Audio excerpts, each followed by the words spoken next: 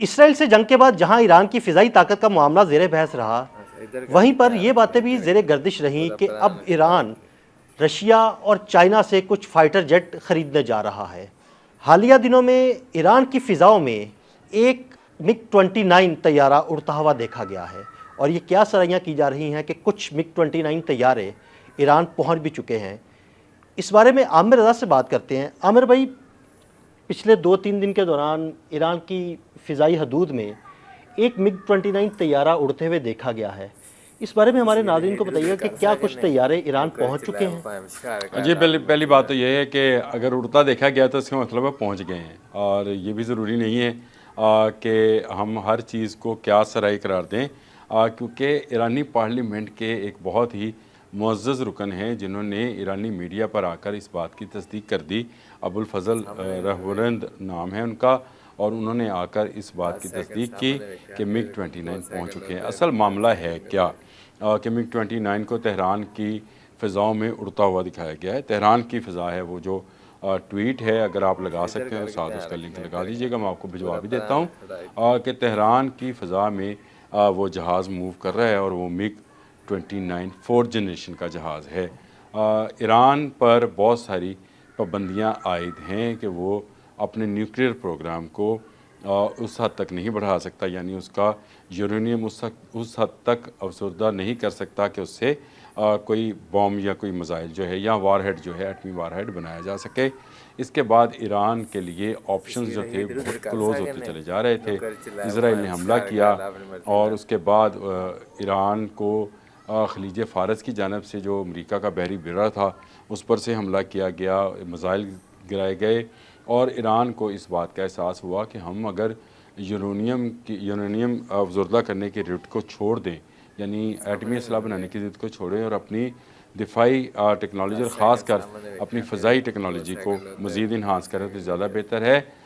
اس کا نتیجہ یہ ہوا کہ انہوں نے 2021 میں، شاید 21 یا 22 میں آرڈر کیا تھا SU-35 کا، اگین 35 F-35 J-35 اور SU-35 جو ہے وہ ابھی تک رشیا ڈیلیور نہیں کر پایا ہے، لیکن ایران کو سیکورٹی تھریٹس بہت زیادہ ہیں، اور اس کو سیکورٹی تھریٹ ہے اسرائیل کی جانب سے، اس کو سیکورٹی تھریٹ ہے اوپن تھریٹس کی بات کر رہا ہوں جو امریکہ کی جانب سے ہے۔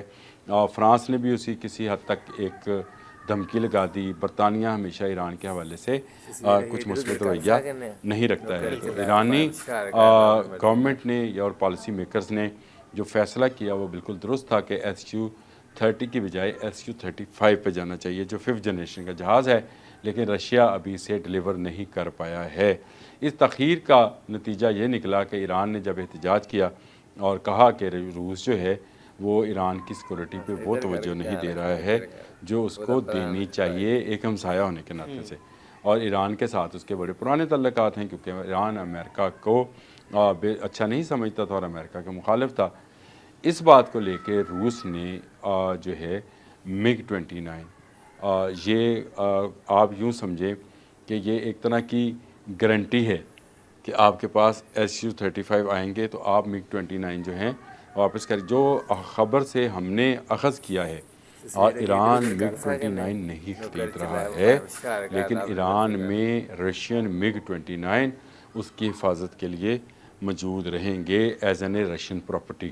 زبردست، یعنی وہ وہاں پہ رہیں گے جب تک کہ SU-35 نہیں آتے، جن کی بہت زیادہ قیمت جو ہے ایران ادا بھی کر چکا ہوا ہے۔ لیکن 5th جنریشن کے جہاز کا مسئلہ یہ ہوتا ہے کہ ہمیں آج تک J-35 ابھی تک کیوں نہیں مل سکا، کیونکہ اس کے بہت سارے ٹیسٹ جو ہیں ہونا باقی ہیں۔ دنیا میں ہر آنے والے دن کے ساتھ نئے ریڈارز جو ہیں ان کو انٹروڈیوس کرا دیا جاتا ہے۔ تو اسٹیل ٹیکنالوجی کا تو فائدہ تب ہے کہ آپ ریڈار کراس ریڈار جو ہے سیکشن اس کا وہ اتنا مضبوط بنائیں کہ کوئی ریڈار اس کو پکڑ نہ سکے۔ اسی طرح F-35 جو ہے آپ کے سامنے ہے کہ امریکہ کے خود کے F-35 جو ہیں، میرا خیال 2 یا 3 آپ نے ویلاگ کیا تھا اس پہ کہ گر گئے، اور ان کی بھی ابھی آزمائش جاری ہے، بلکہ ایک گر بھی گئے، اور ایک جو ان کا F-35 UK کے پاس تھا وہ بھارت میں کتنے دن کھڑا رہا خرابی کی وجہ سے۔ اب یہ معاملات جو ہیں اسی کو دیکھتے ہوئے SU-35 جو ہے اس پر مزید تجربات ہو رہے ہیں. یہ اگلے سال کے وسط تک کہا جا رہا ہے کہ شاید ایران کو ایک کھیپ مل جائے یا ایک اسکواڈرن مل جائے گا، جس کے بعد ایرانی فضائیہ جو ہے وہ اتنی مضبوط ہو جائے گی کہ اس کے پاس اپنا رشیا کا خریدا ہوا اپنا 5th جنریشن جہاز ہوگا. اور اسی دوران یہ خبریں بھی سامنے آنا شروع ہوئی ہیں کہ ہو سکتا ہے کہ ایران پاکستان کے ساتھ بھی کسی ایسے معاہدے میں چلا جائے جس میں پاکستانی فضائیہ جو ہے وہ ایرانی فضائیہ کی مدد کرے. تو اللہ بہتر سمجھتے ہیں کہ کیا حکمت عملی ہے، لیکن اسرائیل کے خلاف اگر کوئی ملک اگر دیکھا جائے کھڑا ہے جس نے جنگ بھی برداشت کی ہے تو وہ ایران ہے.